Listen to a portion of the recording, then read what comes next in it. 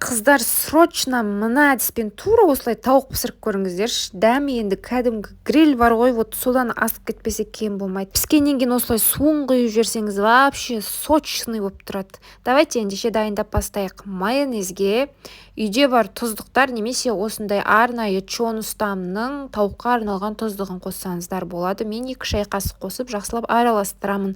Чон ұстам тұздығы қажет болса көрсетілген номерлер бойынша хабарлассаңыздар болады. Тауықтың осылай 2 жақ қанатын алып тастаймыз, қанаттарының ұшын, яғни олар бізге қажет емес. Енді тұздығымызды тауыққа жағып шамамен 1 сағатқа қалдырамыз. Қыздар, чон ұстам тұздығы енді кез келген тамаққа ерекше дәм береді. Енді пештеріңіздегі противенің үстіне немесе осындай менікінде шыны форма болса, соның үстіне 1 литрлік банка қойыңыздар. Сол банканың ішіне су құйыңыздар, 2 тіше сарымсақ, тұз, бұрыш, қызыл бұрыш салыңыздар. Банканың астында тұрған противенге немесе формаға да жартылай су құйыңыздар. Енді